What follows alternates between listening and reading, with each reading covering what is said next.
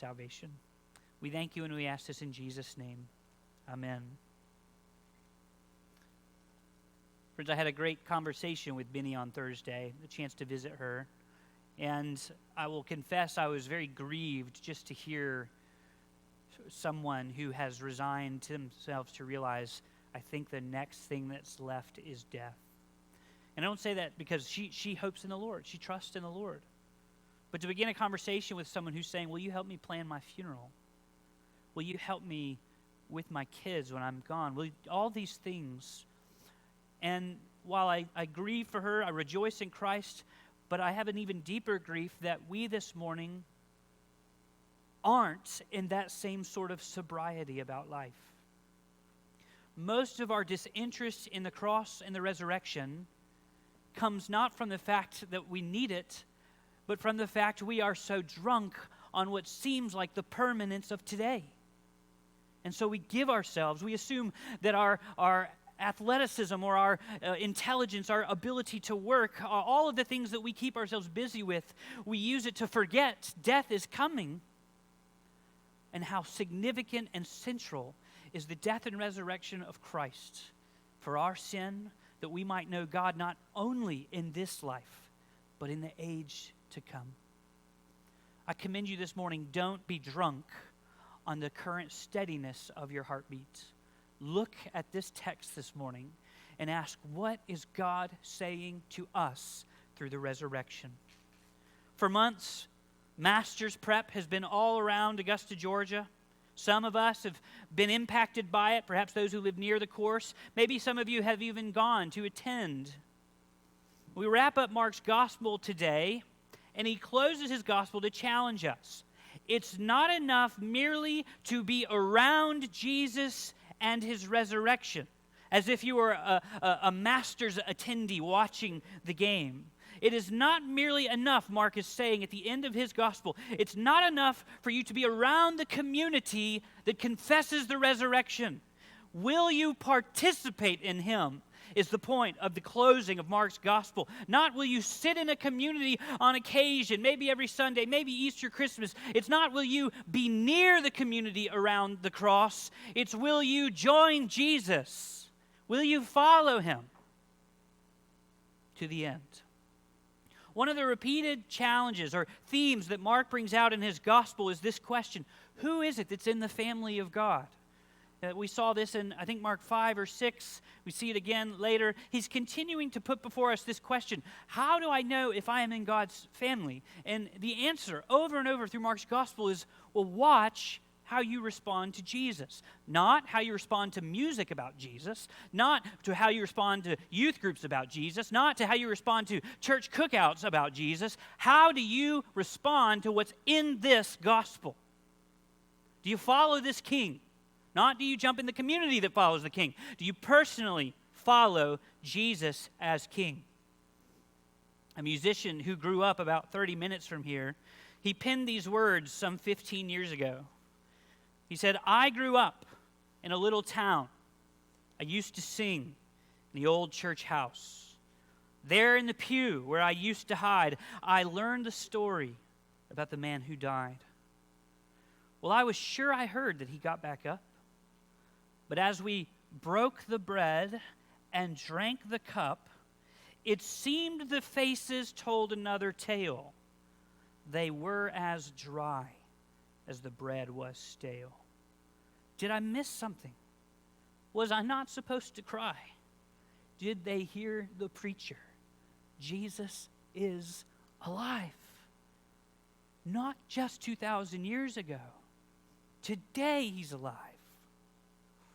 So what happens in our hearts week in and week out when we hear Jesus is risen? I don't care about what you do on Easter Sunday. I'm talking every day. What happens when you hear about the resurrected Christ? Have we become so familiar with it that it no longer marvels us?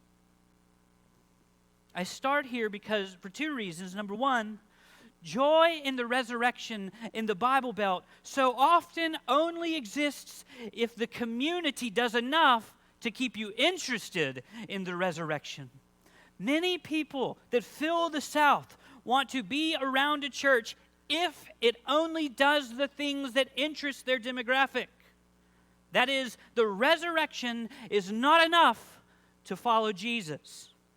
They need the resurrection and something else to make it more compelling, because they themselves are not motivated by the living Jesus. They aren't inwardly compelled to follow him. And the second reason we start here is because Mark, if you'll notice, doesn't even detail the resurrection. He wants you to focus on how everyone's responding. He doesn't give you details this morning. He says, look at what the centurion did. Look at what Joseph did. Look at what these women did. He wants you to go, how am I going to respond? You see down in chapter 16, verse 6, here's your one line about the resurrection. He is risen. And that's an incredible line, but that's it. I'm thinking if I'm writing a gospel recounting what's happened, I'm going to go through and I'm going to focus on Jesus the whole time. But Mark doesn't. He wants you to get it. You have to respond to the news that he has risen. Instead, what do you get? Well, look at verse 5 of chapter 6. They were alarmed. Then look at the very last verse, verse 8. They fled. They were trembling. They were astonished. It seized them. They said nothing. They were afraid. Now, we know Mark is not condemning these women's responses because it's the same description of the woman with the discharge from Mark 5, verse 33, who is commended to us as an example of faith. And when she responds to Jesus, it describes that woman as one who came in fear and trembling and fell down before Jesus. You'll notice Mark's last words, verse 8, are the same description of these women. As if to say, the salvation granted to the woman in Mark 5, verse 33, has now been accomplished for all of you. Will you respond? Has such fear and trembling seized you? Think about this. He ends the gospel with these words. How do you conclude a story about a risen man? Mark says, fleeing, trembling, astonishment, silence, reverence. He wants you to get that this is a weighty event. What Jesus has done has changed everything, and these women are trying to process that. Do our hearts match the astonishment, the wonder of Jesus being alive today? As Americans, what captivates us? What astonishes us? What makes us silent? Sometimes it's a musical performance. People stand in awe of Taylor Swift. Sometimes it's a compelling movie, a narrative, or maybe it's Caitlin Clark and her athletic abilities. She is an amazing three-point shooter. I don't know anything about basketball, but it looks really cool when she does it. Those are the things that astonish us in the West today.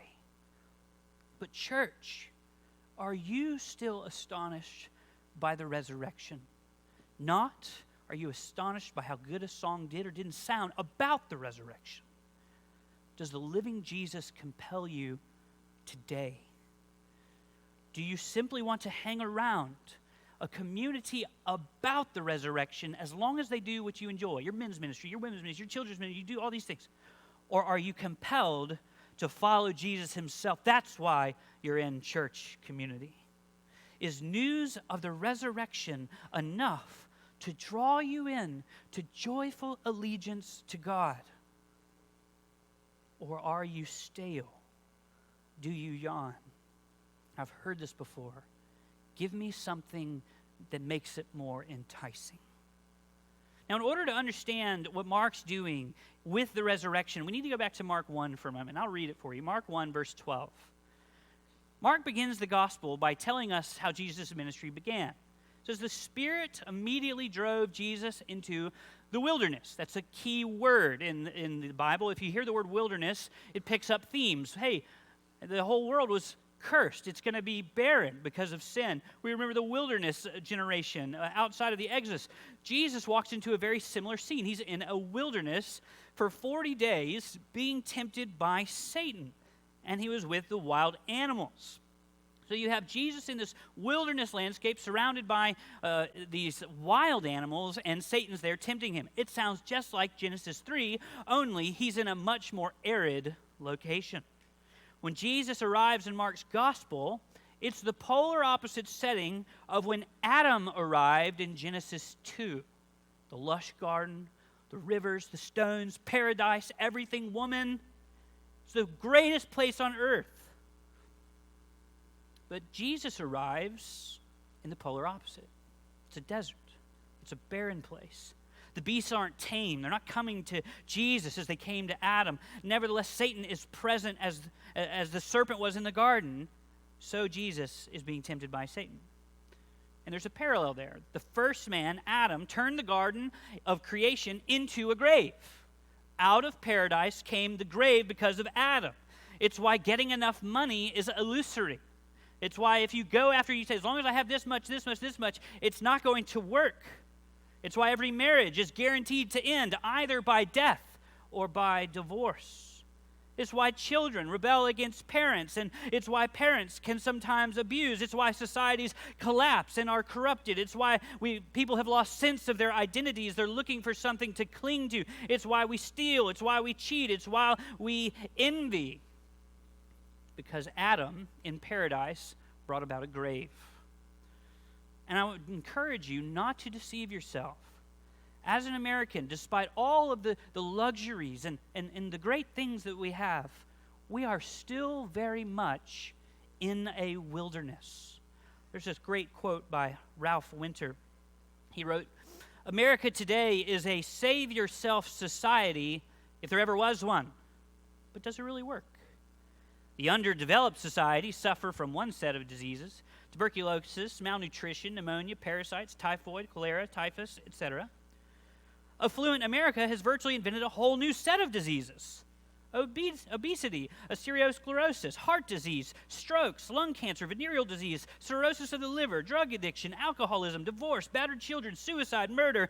Take your choice. Labor-saving machines turn out to be body-killing devices. Our affluence has allowed both mobility and isolation of the nuclear family, and as a result, our divorce courts, our prisons, and our mental institutions are flooded. In saving ourselves, we have nearly lost ourselves." I say that to say, you are not meant to fall in love with the world in its current condition. You're meant to despise the reality of death and sin and corruption and disease. And I ask you this: have you stopped looking for a way out? Have you stopped looking for a way out and just assumed this is what it is? I got 80 years. I'm going to make the best of it. Have you stopped looking for a way out of the wilderness?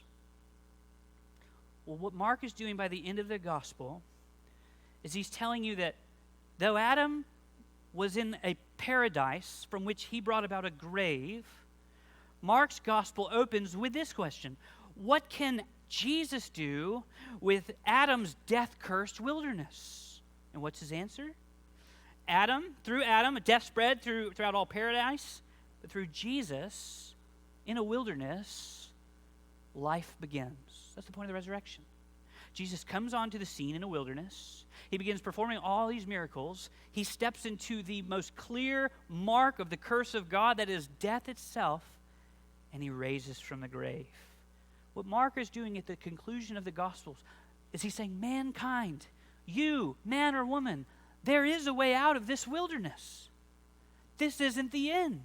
There really is a way out of the wilderness. Jesus has accomplished it. The curse that Adam brought about has been undone, evidenced by the body of Jesus coming out of the grave. All we'd ever seen is life going into the grave. Now we see life coming out of it. There's a way out, children. There's a way out, moms and dads, grandparents. There's a way out, teenagers and seniors. This world is not all there is. There's a way out of the wilderness. Jesus is alive. Don't numb yourself to live for 80 years as if this is all you have. There's more. Jesus rose. So Mark is making 2 points for us at the close of his gospel. Number one, he wants you to be absolutely clear that it was God who cursed the Son in the crucifixion, and he cursed the Son to produce God's community. Those are the 2 points at the end here. God cursed the Son to create God's community. God cursed the Son to create God's community. Let's look at God cursing the Son, verses 33 to 37 of chapter 15. When the 6th hour had come, there was darkness over the whole land until the 9th hour. And at the 9th hour, Jesus cried with a loud voice, Eloi, Eloi, lema sabachthani, which means, my God, why have you forsaken me? And some of the bystanders hearing it said, behold, he's calling Elijah. And someone ran and filled a sponge with sour wine, put it on a reed and gave it to him to drink, saying, wait, let's see whether Elijah will come take him down. And Jesus uttered a loud cry and breathed his last. Mark, what he's doing in these few verses is he wants you to understand why the cross happened.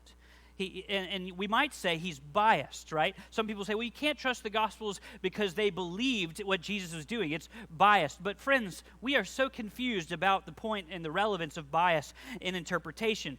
As an example, if I'm about to have a heart procedure, I really want someone who's biased towards the practice of medicine.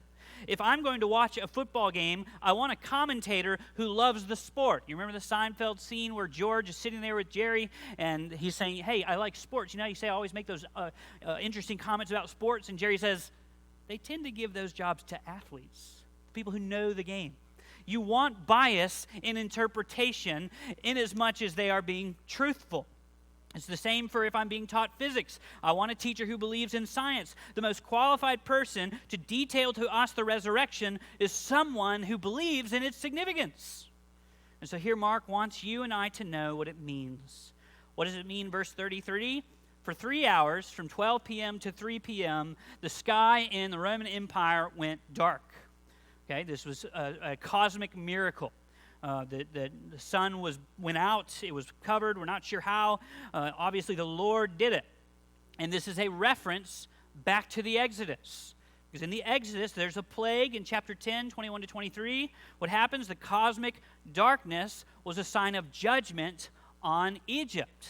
And so what Mark is doing by detailing the darkness of the sky at the crucifixion of Christ, well, it's a picture of judgment. God is cursing the Son. It's the judgment of God against his beloved Son on our behalf. And Mark wants to make it clear, it's God doing this. So Jesus then in verse 34 quotes Psalm 22. Psalm 22 is a story of David suffering under affliction, but it's also a hopeful trust that God will deliver him. And so Jesus takes that psalm upon his lips. Even though he's being cursed by God the Father, he knows ultimately he will triumph. He will be delivered. And the crowd gets that, verse 35. They didn't hear Eloi, Eloi and go, oh, maybe he's saying Eli. They heard Psalm 22, which ends in deliverance. And so they're looking for Elijah, the great deliverer from idolatry. And they're saying, maybe Elijah will come and bring Jesus down. They're right. They're making the connection. Jesus is going to be delivered. It's not through Elijah. It's the Father's going to raise Jesus from the grave, which is verse 35, is they're looking for. Is Elijah going to appear? Verse 36, the giving him of the wine is to say, hey, let's try to keep him alive long enough so Elijah shows up. It wasn't out of sympathy. It was, let's just see if he goes. We'll give him some more wine. This fulfills Psalm 69, verse 21. But the ultimate God-centered mark that this is being done by God the Father to deliver us is in verses 37 to 38. At the death of Jesus, he breathes out his triumphant cry. We know it's a triumphant yell because crucified men don't yell. All their strength is gone. They cannot yell. And so the centurion notes the yell and goes, my goodness, some power has happened here. And at Jesus' cry, the temple curtain tears in two. And as Brother Nate read earlier, Hebrews tells us this was to show the way of God has been opened. So what do all these details mean? Mark wants you to understand that Jesus' death was completely unlike any other human death in history. There's never been one like it before, and there's never been one like it afterwards. The death of Jesus is three things. Number one, it's God-centered. It's a God-centered act. Number two, the death of Jesus was a representative death. He stood in the place of sinners. Thirdly, the death of Jesus was the bearing of the curse of God on him. And so I ask, do you think in God-centered categories anymore?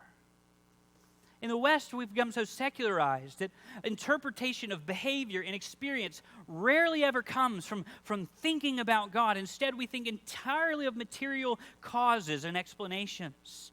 But Mark is lifting our eyes at the death of Christ, and he's saying, you need to understand the central act behind this, the central actor behind this is God himself. The death of Christ was theological before it was biological. It was the covenant curses put on the Son of Man that you and I deserved. Mark says the death of Jesus was the one-time fullness of God's curse upon Jesus' body so that you could live and go with Jesus forever. And the tearing of the temple tells us that Jesus' death restored mankind's access to God. As long as the temple curtain was there, it signified that the way to God was not yet open. But at the death of Jesus, the curtain tore. You, friends, can now go directly to God, even though you've sinned, because of Jesus Christ. You confess your sin. You look to Jesus, and you may know your Creator, because God cursed his Son for you. Friends, think of toll roads. If you've ever driven down the road and you have a toll road, I guess obviously in higher traffic places they don't usually have the bar there, but when you put the money in, the toll raises and you can go through. I know that's a very condescended analogy. I don't mean to minimize it. Children, that's what's happening. If you can't get through, the way to get through a toll is you pay, the bar comes up. What happened through Jesus is you and I couldn't get to God. Jesus comes, dies in our place, temple opens, the toll is paid. We have access to God again. Young people, your desires are clinging for the knowledge of God. You're setting up all sorts of ways to soothe your souls. Not just young people, but I speak to you specifically. You need to know that longing to be accepted by your peers, to have more games, or to have athletic success or educational success, those in of themselves are good things, but if they become your idol, they will never satisfy you. Jesus was cursed so that you don't have to thirst for peace with God. Jesus was cursed by God the Father that you may come. You must see then the resurrection as a God-centered act, God cursing his Son for us. Why did he do it? Why did he do it is Mark's second question.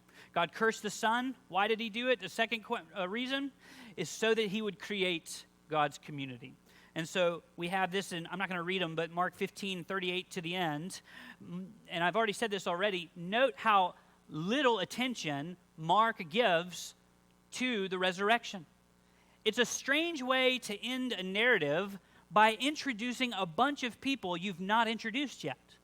Right? If you're writing your outro to something, what they're telling you in college is don't add new themes. If you're writing a sermon, don't add new themes at the end of the sermon. If you're writing a book or a narrative, the last thing you do is introduce new characters on the exit.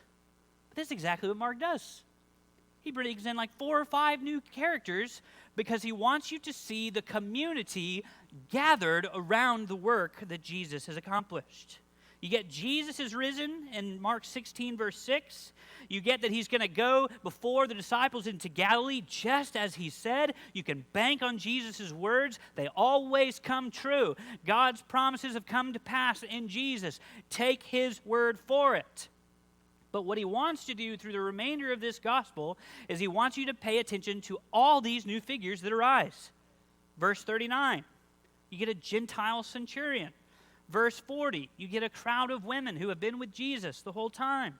Verse 43, you get a Jewish scholar from the Sanhedrin named Joseph.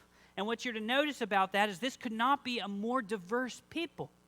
There's nothing that unites these people to one another. They all have different credentials, and yet they're all swarming around the person and work of Jesus. Now, if you'll remember, when we first started Mark, the first verse of Mark says that Jesus is the Christ, the Messiah, the Son of God. And Mark's gospel is structured by 2 big reveals. First, it's Jesus as the Messiah, confessed by Peter in Mark chapter 8, which leaves us wondering, when's he going to reveal Jesus as the Son of God? And that's what happens here in Mark 15. Verse 39. And it's Peter who confesses it, right? Peter, who's been with him the whole time, is the one who does it? No. It's a filthy, Gentile, pagan soldier who gets it. The reveal of Jesus as the Son of God comes from somebody among the filthy nations. You see what Mark's doing there? He gets it. You get it. You can come. The ingathering of the nations is now beginning. So it's the confession of the centurion. Verse 41, there's this host of women who are following this work. They see where Jesus is buried. Verse 43, you get this mention of Joseph. And he's described as a respected member of the Sanhedrin, the council that voted to crucify Christ. You notice he's looking for the kingdom, and Mark describes his actions as he took courage and went to Pilate. You see the point. One of Mark's major themes is that you and I ask, who is in the family of God? Can I be in the family of God? Who is it that God welcomes? It's just ethnic Jews, right? Well, what Mark is saying here is God is now welcoming a Gentile centurion who confesses the Son. God is now welcoming these women who would have been considered second-class citizens in the ancient world. Thirdly, God is welcoming a Jewish scholar on the very council that killed Jesus. What sin do you have that could keep you away? You can come. Joseph came. The centurion came. The women came. All of us have sinned and fall short of the glory of God. But you see all these crowds now gathering around the work of Jesus? Mark is saying, you can come too. Filthy pagan, societal nobodies, someone who violated their public oath in office. What does the resurrection mean? Out of the wilderness, life is granted to you because of Jesus. They're all welcome. The care with which each of them now has for Jesus, Mark says they are a part of God's kingdom.